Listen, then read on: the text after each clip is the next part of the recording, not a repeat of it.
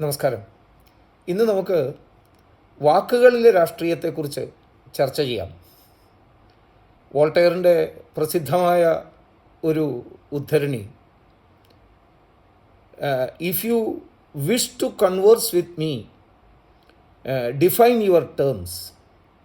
വോൾട്ടയറിൻ്റെ ഈ വാക്കുകൾ ഉദ്ധരിച്ചുകൊണ്ട് വിൽഡുറാൻഡ് തൻ്റെ ദ സ്റ്റോറി ഓഫ് സിവിലൈസേഷനിലെ ഫൗണ്ടേഷൻ ഓഫ് ലോജിക്കിൽ ഒരു കാര്യം പറയുന്നുണ്ട്. ഈ വാക്കുകളെ നിർവചിക്കാൻ സംവാദകന്മാർ തയ്യാറായാൽ, അവരവരുപയോഗിക്കുന്ന വാക്കുകൾ നിർവചിക്കാൻ തയ്യാറായാൽ ബൃഹത്തായ പല സംവാദങ്ങളും ഒരു ഖണ്ഡികയിലേക്ക് ഒതുക്കുവാൻ കഴിയുമായിരുന്നു എന്നാണ്. യുക്തിയുടെ ആൽഫയും ഒമേഗയുമാണ് വാക്കുകൾ, നിർവചിക്കപ്പെടുന്ന വാക്കുകൾ. അത് ഹൃദയവും ആത്മാവുമാണ്. അത് വേണ്ടതുപോലെ സംവാദങ്ങളിൽ പ്രയോജനപ്പെടുത്തേണ്ടത് അത്യാവശ്യമാണ്. ഗൗരവതരമായ സംവാദങ്ങളിൽ ഉപയോഗപ്പെടുത്തുന്നതായ സുപ്രധാന പദങ്ങൾ അത് കർക്കശമാവണ്ണം നിർവചിക്കപ്പെടുകയും അതിനിശ്ചിതമാവണ്ണം വിശകലനം ചെയ്യപ്പെടുകയും വേണം എന്നാണ് വിൽഡുറാൻഡിൻ്റെ അഭിപ്രായം. നമ്മളും അത്തരമൊരു സംവാദത്തിൽ ഇടപെട്ടുകൊണ്ടിരിക്കുകയാണ്. രാഷ്ട്രീയ തലത്തിൽ തന്നെ ഒരു വലിയ സംവാദം. ഭാരതത്തോട്, ഭാരതീയതയിലും ഭാരതത്തിൻ്റെ തനിമയിലും ഒരുമയിലുമൊക്കെ വിശ്വസിക്കുന്നതായ ആളുകളും ഭാരതത്തോട് അത്തരം ബന്ധം പുലർത്തുന്ന ആൾക്കാരും ഭാരതത്തെ ഛിന്ന ഭിന്നമാക്കണം എന്നാഗ്രഹിക്കുന്ന ആൾക്കാരും തമ്മിലുള്ളൊരു സംവാദം, ഒരു വലിയ വൈചാരിക യുദ്ധം നടന്നുകൊണ്ടിരിക്കുകയാണ്. ഈ വൈചാരിക യുദ്ധം അല്ലെങ്കിൽ ഈ തർക്കത്തിൽ പദങ്ങൾ ഉപയോഗിക്കപ്പെടുന്നത് എങ്ങനെയാണ് എന്ന് അന്വേഷിക്കുന്നത് നന്നായിരിക്കും. ഇന്ന് നാം ചർച്ച ചെയ്യുന്ന പദം ഒരു സമൂഹത്തെ കുറിക്കുന്ന ഒരു പദമാണ്. കാലങ്ങളായി നമുക്കിടയിൽ ആദിവാസി എന്ന പ്രയോഗം നടന്നു വരാറുണ്ട്, പ്രയോഗിച്ച് കാണാറുണ്ട്. ഒരു പ്രത്യേക വിഭാഗം ജനങ്ങളെ സൂചിപ്പിക്കുന്നതിന് വേണ്ടി ഉപയോഗിച്ചു പോരുന്ന പദമാണ്. പക്ഷെ സത്യത്തിൽ ആ പദം, ആദിവാസി എന്ന പദം എങ്ങനെയാണ് നമ്മുടെ ഈ സംവാദങ്ങളിൽ, ചർച്ചകളിൽ, സംഭാഷണങ്ങളിൽ വന്നു പെട്ടത്? സത്യത്തിൽ അത്തരമൊരു പദം ഭാരതത്തിൻ്റെ ചരിത്രത്തിലും പുരാണത്തിലും ഉണ്ടോ? ഈ പദം കൊണ്ട് ഉദ്ദേശിക്കപ്പെടുന്നതായ സമൂഹം അന്നും ഉണ്ടായിരുന്നു. വനങ്ങളിൽ താമസിച്ചിരുന്ന, ഗിരികളിൽ, പർവ്വതങ്ങളിൽ താമസിച്ചിരുന്ന, നഗരങ്ങളിൽ നിന്ന് മാറി ജീവിച്ചിരുന്ന ആളുകൾ ഉണ്ടായിരുന്നു അന്നും. പക്ഷെ അവരെ കുറിക്കുവാൻ ആദിവാസികളാണ് എന്ന അർത്ഥത്തിലുള്ള പദപ്രയോഗം നമുക്ക് എവിടെയും കാണാൻ സാധിക്കില്ല. വനചരന്മാരെന്നോ വനങ്ങളിൽ വസിക്കുന്നവരെന്നോ ആരണ്യവാസികളെന്നോ ഒക്കെയുള്ള പ്രയോഗങ്ങളാണ് പുരാണങ്ങളിലും ഗ്രന്ഥങ്ങളിലും ഒക്കെ നമുക്ക് കാണാൻ കഴിയുന്നത്. നമ്മുടെ പൊതുബോധത്തിലേക്ക് ഈ പദം പ്രവേശിക്കുന്നത് ബ്രിട്ടീഷ് ആധിപത്യത്തിൻ്റെ കാലത്ത്, സ്വാതന്ത്ര്യലബ്ധിക്ക് തൊട്ടു മുമ്പാണ് എന്ന് ഭാഷാ പഠനം കൃത്യമായി നടത്തിയാൽ നമുക്ക് മനസ്സിലാക്കാൻ സാധിക്കും. അതിൻ്റെ പിന്നിലൊരു വലിയ ഗൂഢാലോചന ഉണ്ടായിരുന്നതായും വേണം കണക്കാക്കാൻ. ഈ പദത്തെ ഒന്ന് കൃത്യമായി പരിശോധിച്ചാൽ നമുക്ക് മനസ്സിലാക്കാം. രണ്ട് വാക്കുകളുടെ ഒരു സംയുക്ത പദമാണ് ആദിവാസി. ആദി അധികം വാസി. ആദി എന്ന് പറഞ്ഞാൽ ആദ്യകാലം മുതലേ ഉള്ളത്, തുടക്കത്തിലേ ഉള്ളത്, ആരംഭക്കാർ എന്നൊക്കെയാണ് ആദി എന്ന വാക്കുകൊണ്ട് ഉദ്ദേശിക്കുന്നത്. അതായത് ഇവിടെ ആദ്യം ഉണ്ടായിരുന്നവർ എന്ന്. നമ്മൾ ആരെങ്കിലും അങ്ങനെ ആദ്യം ഉണ്ടായിരുന്നവർ നിങ്ങളാണ് എന്ന അർത്ഥത്തിൽ പ്രയോഗിച്ചാൽ നമ്മൾ ആരാണ്? നമ്മൾ എവിടെ നിന്നോ വന്നവർ എന്ന അർത്ഥം അറിയാതെ ജനിപ്പിക്കുന്നതാണ് ആ പദം. ഇത് സത്യത്തിൽ ബ്രിട്ടീഷുകാരുടെ അബോറിജിനൽസ് എന്ന പ്രയോഗം, വനവാസി സഹോദരന്മാരെ, വനങ്ങളിൽ വസിക്കുന്ന ആൾക്കാരെ അവർ വിളിച്ചിരുന്നത് അബോറിജിനൽസ് എന്നായിരുന്നു, അൺസിവിലൈസ്ഡ് എന്നായിരുന്നു, ബർബേറിയൻസ് എന്നായിരുന്നു, അപരിഷ്കൃതർ, ഒരുതരം കാട്ടാള സ്വഭാവമുള്ളവർ എന്നൊക്കെയുള്ള അർത്ഥത്തിൽ അവമതിക്കുവാൻ വേണ്ടി ബ്രിട്ടീഷുകാർ അവരുടെ പദപ്രയോഗത്തിൽ അബോറിജിനൽസ് എന്നതിനെ കൊണ്ടുവന്നു. ഈ അബോറിജിനൽസ് എന്ന പ്രയോഗത്തിൻ്റെ ഭാരതീയ ഭാഷയിലെ തർജ്ജമ എന്ന നിലയിൽ ചില ഹിന്ദി ഭാഷാ പണ്ഡിതന്മാർ പറയുന്നത് ഹിന്ദി ഭാഷാ പ്രയോഗത്തിലേക്ക് അത് 936 റസൽ ഡിക്ഷണറിയിലൂടെയാണത് കടന്നു വന്നത് എന്നാണ് പറയുന്നത്. അപ്പം അതിനു മുമ്പ് ഇത് ഉണ്ടായിരുന്നില്ല എന്നർത്ഥം. ഈ വിഷയം വളരെ സൂക്ഷ്മമായി ഏത് പദമായിരിക്കണം പ്രയോഗിക്കേണ്ടത് എന്നതിനെ സംബന്ധിച്ച് വളരെ സൂക്ഷ്മമായ ചർച്ച 5ാം ഷെഡ്യൂളിനെ കുറിച്ചുള്ള ചർച്ച നടക്കുമ്പോൾ ഭരണഘടനാ നിർമ്മാണ സഭയിലും ഉണ്ടായിട്ടുണ്ട്. ആ ഭരണഘടനാ നിർമ്മാണ സഭയിൽ ചില ആളുകൾ അതിനെ ആദിവാസി എന്ന പദപ്രയോഗം കൊണ്ടുവരണം എന്ന് ആഗ്രഹിച്ചു. ഒരു വംശവിഭജനം ഭാരതത്തിൻ്റെ ഉള്ളിൽ വിഭാഗീയത സൃഷ്ടിക്കുന്നതിന് വേണ്ടിയിട്ട് ആഗ്രഹിക്കുന്ന ചിലർ അത്തരം വാദം ഉന്നയിച്ചതിനെ ഡോക്ടർ ബാബാ സാഹബ് അംബേദ്കർ ഉൾപ്പെടെയുള്ള ഭരണഘടനാ നിർമ്മാണ സമിതി ഡ്രാഫ്റ്റിംഗ് കമ്മിറ്റി ആ കാര്യത്തിൽ വേണ്ടത്ര ശുഷ്കാന്തി കാണിച്ചിട്ടില്ല എന്ന വിമർശനവുമായി വലിയ ആക്രമണം നടന്നിട്ടുണ്ട്.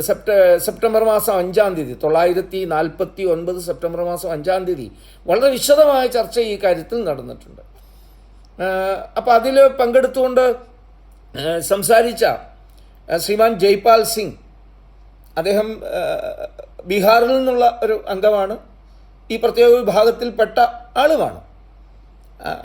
അപ്പോൾ അദ്ദേഹത്തിൻ്റെ മുഖ്യമായ വാദഗതി ഡോക്ടർ അംബേദ്കർ അവതരിപ്പിച്ച ഈ ഷെഡ്യൂളിൻ്റെ ആ ഭാഗത്തിന് പരിഷ്കാരം നിശ്ചയിച്ചു, ഭേദഗതി നിർദ്ദേശിച്ചുകൊണ്ട് നടത്തിയ ആ പ്രസംഗത്തിൽ അദ്ദേഹം ഭംഗ്യന്തരേണ ആവശ്യപ്പെട്ടത് ആദിവാസി എന്ന ശബ്ദപ്രയോഗം കൊണ്ടുവരണം എന്നും ഷെഡ്യൂൾഡ് ഏറിയ എന്ന പദങ്ങൾ എവിടെ ആവർത്തിക്കപ്പെടുന്നുണ്ടോ അവിടെയൊക്കെയും അതിനോടൊപ്പം ഷെഡ്യൂൾഡ് ട്രൈബ്സ് എന്ന പ്രയോഗം കൊണ്ടുവരണം, വനവാസി ആദിവാസി എന്ന പ്രയോഗം കൊണ്ടുവരണം എന്നൊക്കെയായിരുന്നു.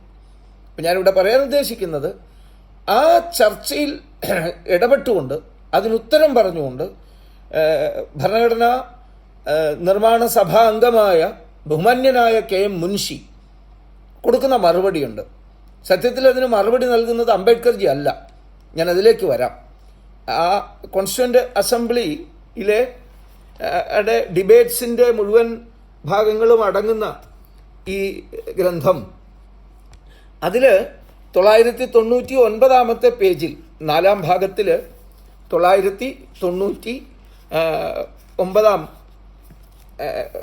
999 പേജിലാണ് ആ മറുപടി വിശദമായിട്ട് KM മുൻഷി പറയുകയാണ്. ഞാനിതിൽ ഇടപെടണമെന്ന് വിചാരിച്ചതല്ല ഈ ചർച്ചയിൽ, പക്ഷേ എന്നെ നിർബന്ധിതനാക്കിയത് ചില പരാമർശങ്ങളാണ്. Sir, I would not have intervened in this debate but for a couple of remarks of my friend mister Jaipal Singh എന്ന് പറഞ്ഞുകൊണ്ട് തുടങ്ങുന്ന ആ അദ്ദേഹത്തിൻ്റെ മറുപടിയിൽ ഏറ്റവും സുപ്രധാനമായ ഭാഗം ഞാൻ വായിക്കാം.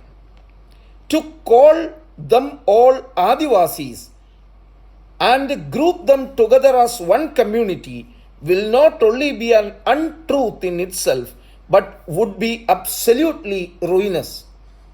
അപ്പോൾ KM മുൻഷി അംബേദ്കർ ഉൾപ്പെടെയുള്ള ഭരണഘടനാ നിർമ്മാണ സമിതി അംഗങ്ങളെ പ്രതിനിധീകരിച്ചുകൊണ്ട് പറയുന്നുണ്ട്. അദ്ദേഹത്തിൻ്റെ ആ മറുപടിയിലെ 4-ാമത്തെ പാരഗ്രാഫ് മുഴുവൻ അതിനുള്ള മറുപടിയാണ്.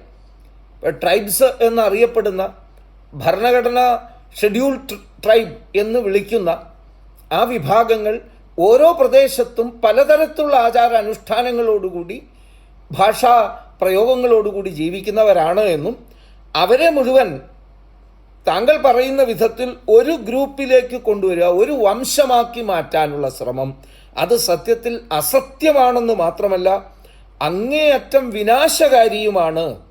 ആർക്ക്? ഈ ട്രൈബ്സിന് തന്നെ വിനാശകാരിയാണ് ആ പ്രയോഗം എന്ന് അദ്ദേഹം പറയുന്നത്.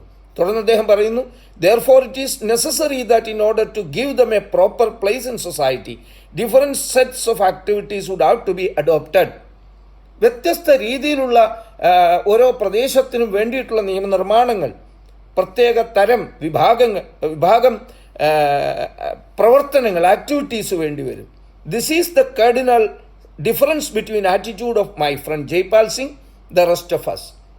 The Adivasis are not one conscious corporate collective whole in this country. In this country, so that somebody can speak in its name or can lead a movement combining them into a single unit, it would be fatal to the tribals themselves if such a policy is followed in this country. ഭാരതത്തിൽ നിന്ന് വ്യത്യസ്തമായൊരു വിഭാഗം എന്ന നിലയിൽ അവരെ മാറ്റി നിർത്താൻ നടത്തുന്ന ഈ ശ്രമം അവരുടെ ചരിത്രപരമായ സംഭാവനകളെ ഒക്കെ നിഷേധിക്കുന്ന അവരുടെ സവിശേഷതകളെ നിഷേധിക്കുന്ന നടപടിയാകും എന്നാണ് അദ്ദേഹം പറയുന്നത്. അതുകൊണ്ട് അദ്ദേഹം ആവശ്യപ്പെടുന്നു അടുത്ത പാരഗ്രാഫിൽ, they should not be isolated communities or little republics to be perpetuated for ever. അവരെ പ്രത്യേക റിപ്പബ്ലിക്കുകളാക്കി മാറ്റാൻ സാധ്യമല്ല, അത് പാടില്ല എന്ന് അദ്ദേഹം പറയുന്നു. അപ്പോൾ ഈ ഉത്തരമെല്ലാം വളരെ വിശദമായ കെ മുൻഷിയുടെ സ്വതസിദ്ധമായ ശൈലിയിലുള്ള പണ്ഡിതോചിതമായ ആ മറുപടി മുഴുവൻ കേട്ടതിന് ശേഷം അധ്യക്ഷൻ I wish to close the discussion now, അപ്പോൾ ചർച്ച സമാപിപ്പിക്കുകയാണ്. Does doctor Ambedkar wish to say anything? Ambedkar എന്തെങ്കിലും പറയാൻ ആഗ്രഹിക്കുന്നുണ്ടോ എന്ന് ചോദിക്കുന്നു. ഇപ്പോൾ honourable doctor BR Ambedkar, Babasaheb Ambedkar എന്താ അതിന് മറുപടി പറയുന്നത്? Mister Munshi has said everything that was needed to be said and I do not think I can usefully add anything. KM Munshi എല്ലാ കാര്യങ്ങളും പറഞ്ഞു കഴിഞ്ഞിരിക്കുകയാണ്. അതുകൊണ്ട് ഇനി അതിൽ കൂടുതൽ എന്തെങ്കിലും പറയണം എന്ന് ഞാൻ വിചാരിക്കുന്നില്ല. അതുമാത്രമല്ല, ഇനി എന്തെങ്കിലും അതിനകത്ത് കൂട്ടിച്ചേർക്കാൻ ഇല്ല താനും.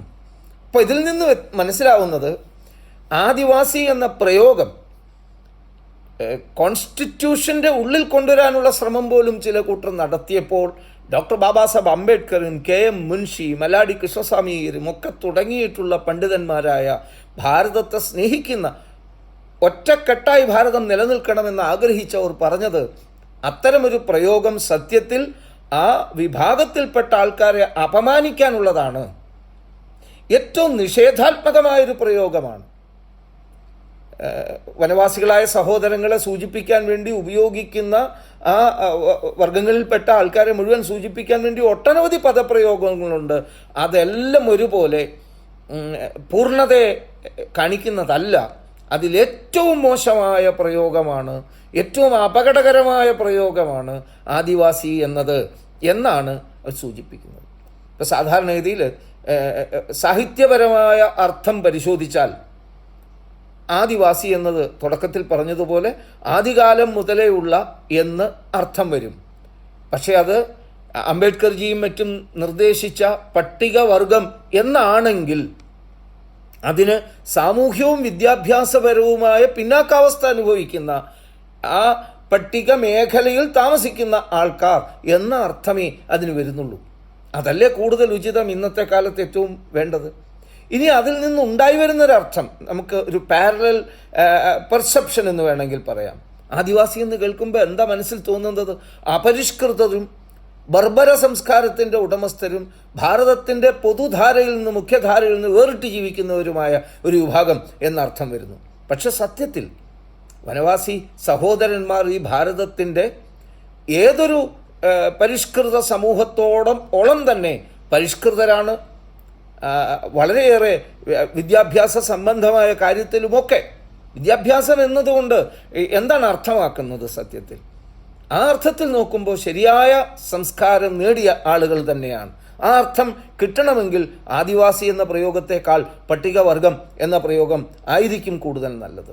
മതം എന്ന അർത്ഥത്തിൽ നോക്കുമ്പോൾ ആദിവാസി എന്ന് കേൾക്കുമ്പോൾ തന്നെ ഒരുതരം അപരിഷ്കൃതമായ മതവിശ്വാസങ്ങൾ, അത് മതപൂർവ മതവിശ്വാസം എന്ന് വേണമെങ്കിൽ പറയാം, അത്തരം ഒരു വിഭാഗമാണെന്നുള്ള ധാരണ വരുന്നു. അങ്ങനെയല്ല. സത്യത്തിൽ അങ്ങേയറ്റം ആധുനികമായ പരിഷ്കൃതമായ ഒരു മതവിശ്വാസത്തിൻ്റെതായ തലങ്ങൾ അവിടെ നമുക്ക് കണ്ടെത്താൻ സാധിക്കും.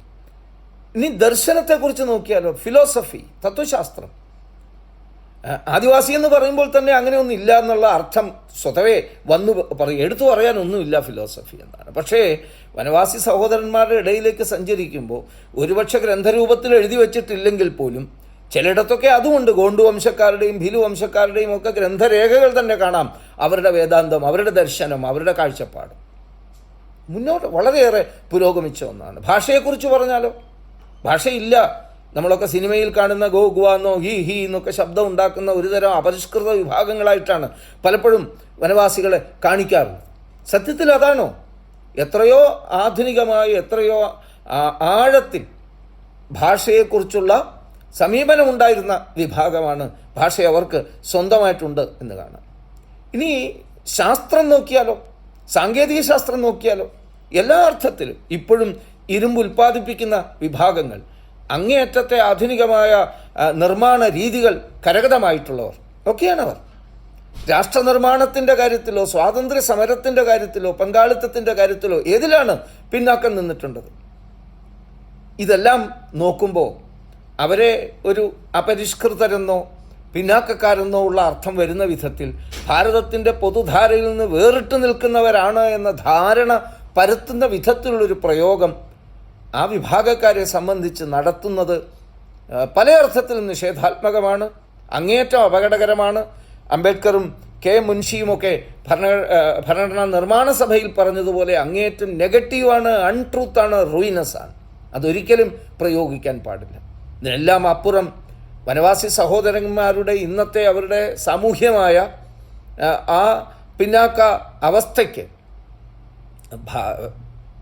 മാറ്റം വരുത്താൻ, സാമ്പത്തികമായ പിന്നാക്കാവസ്ഥയ്ക്ക് മാറ്റം വരുത്താൻ വേണ്ടിയിട്ടുള്ള പ്രയോജനം അവർക്ക് മാത്രമായി കിട്ടാതിരിക്കത്തക്ക വണ്ണമുള്ള ഗൂഢാലോചന ഈ പ്രയോഗത്തിൻ്റെ പിന്നിലുണ്ട് എന്നും വേണം കണക്കാക്കാൻ. ചില ആളുകളൊക്കെ സത്യത്തിൽ ഈ വിഭാഗത്തിൽ പെടാത്ത ആളുകൾ പോലും, ഇനി വേറെ ചില മതസ്ഥർ പോലും ആദിവാസി എന്ന പ്രയോഗം സ്വയം സ്വീകരിച്ച് സത്യത്തിൽ പട്ടികജാതി പട്ടികവർഗ വിഭാഗങ്ങൾക്ക് കിട്ടേണ്ട അവകാശങ്ങൾ പോലും കവർന്നെടുക്കുന്നു. അപ്പോൾ ഇതിന് ഒരു സാമ്പത്തികമായ ചൂഷണത്തിൻ്റെ മാനം കൂടിയുണ്ട്. സാംസ്കാരികമായ ഒരു തരത്തിലുള്ള പാർശ്വവൽക്കരണത്തിൻ്റെ പ്രശ്നമുണ്ട്, അരാഷ്ട്രവൽക്കരണത്തിൻ്റെ പ്രശ്നമുണ്ട്, അപമാനിക്കലിൻ്റെ പ്രശ്നമുണ്ട്, അവമതിക്കലിൻ്റെ പ്രശ്നമുണ്ട്. ഇതെല്ലാം ഉള്ളതുകൊണ്ട് ആദിവാസി എന്ന പ്രയോഗം വനവാസി സഹോദരന്മാരെ സംബന്ധിച്ചിടത്തോളം ഉപയോഗിക്കാൻ പാടില്ലാത്തതാണ്. ഇനി എന്തെങ്കിലും തരത്തിൽ ഉപയോഗിക്കാൻ ആണ് എങ്കിൽ അത് പട്ടികവർഗം എന്ന്